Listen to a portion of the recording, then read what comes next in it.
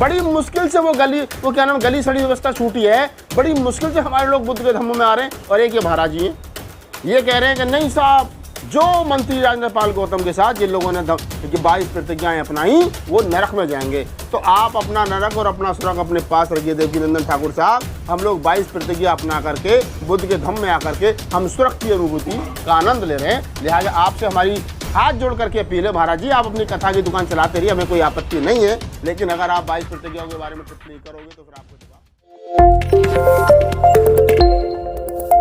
आज मैं देख रहा था सोशल मीडिया पर कि देवकीनंदन ठाकुर जो कथावाचक हैं, जिन्होंने आपको याद होगा कि SC/ST एट्रोसिटी एक्ट में बड़ी जो है वो लड़ाई लड़ी थी कि हम इसको लागू नहीं होने देंगे। खैर आप लोगों को सफलता मिली थी और बाद में देवकीनंदन ठाकुर जैसे लोगों को मुँह की खानी पड़ी थी। अब देवकीनंदन ठाकुर जो है वो पुनः दोबारा इस विवाद में कूद गए और उन्होंने एक वीडियो बनाया है जो सोशल मीडिया पर आज दिखा है। तो मैं वो पहले आपको वीडियो दिखाया था, वो वीडियो आप जो देख लीजिए और उसके बाद में मैं फिर बताऊंगा कि इस प्रकार के लोगों की मनोदशा क्या है। उन्होंने लोगों को इकट्ठा करके ये कसम दिलाई कि आज के बाद हम भगवान कृष्ण को, राम को, गौरी को, देवताओं की हम पूजा नहीं करेंगे। ये कसम दिलाई। क्या नहीं करेंगे? देवताओं की। अच्छा, उसमें से खुदा गायब थे। उसमें से खुदा गायब थे कि हम खुदा की पूजा नहीं करेंगे, उनको नहीं मानेंगे। उसमें से जीसस गायब थे कि हम जीसस को भी नहीं मानेंगे। सिर्फ राम, कृष्ण, विष्णु, शिव, गौरी, पार्वती, यही सब इन्वॉल्व थे। और वो भी एक सरकार में मंत्री इस बात को बोले। इसका मतलब समझते हो? खुद तो नरक में जाएंगे ही, साथ में औरों को भी नरक में लेके जाने की कसम खा रहे हैं।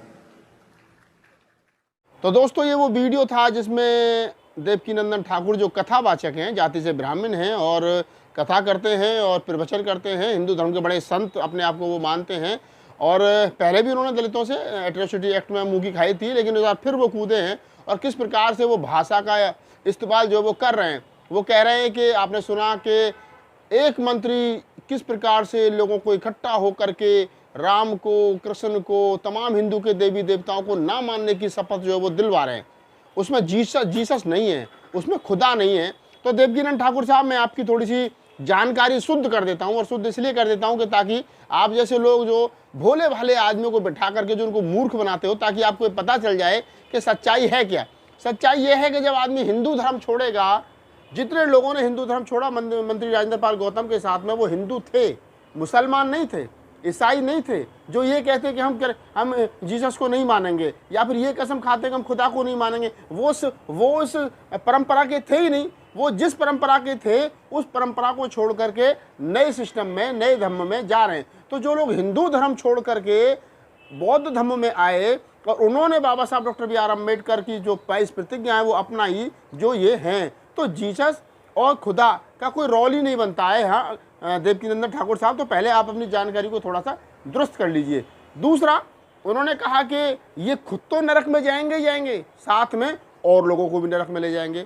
इस 21वीं सदी में साइंटिफिक जीवन जो आदमी जी रहा है, साइंस के दौर में, जिन्होंने हजारों साल से हमारे मूल निवासी भाइयों को गुलाम बना के रखा, नरक और स्वर्ग के चक्कर में, भगवान और ईश्वर के चक्कर में, ये आप समझिए कि ये जो सिस्टम है उस सिस्टम को बनाए रखना चाहते हैं देवकीनंदन ठाकुर जैसे, यानी देवकीनंदन ठाकुर जी आप जैसे लोग। अब भी आप हमें नरक और स्वर्ग की जो है वो भाषा बता रहे हो कि नरक में जाएंगे। अरे भैया, कौन सा नरक, काहे का नरक?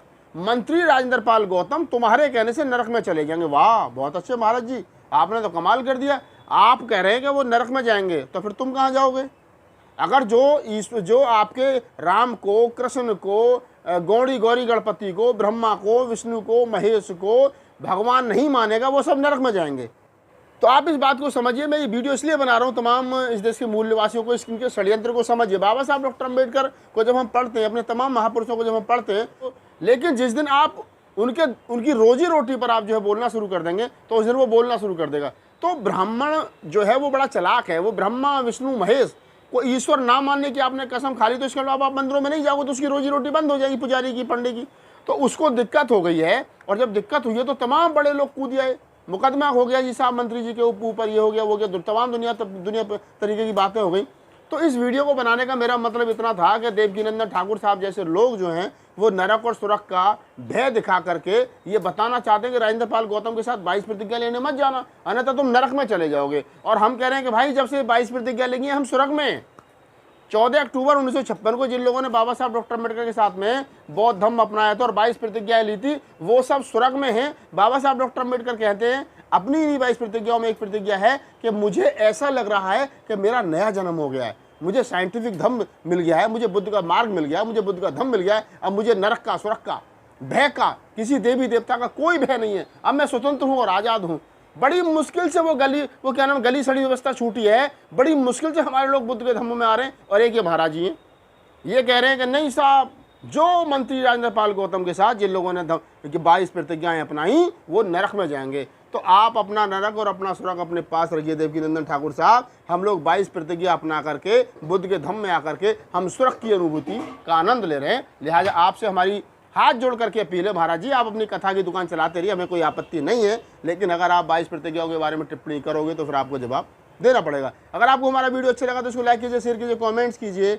और हाँ, नए हो तो हमारे यूट्यूब चैनल को सब्सक्राइब कीजिए, फेसबुक पेज पर देख रहे हो तो मैं फॉलो कीजिए। मुझे दीजिए इजाज़त, फिर किसी ऐसे वीडियो के साथ आपके सामने हाजिर होऊंगा। धन्यवाद। जय भीम, नमो बुद्धाय।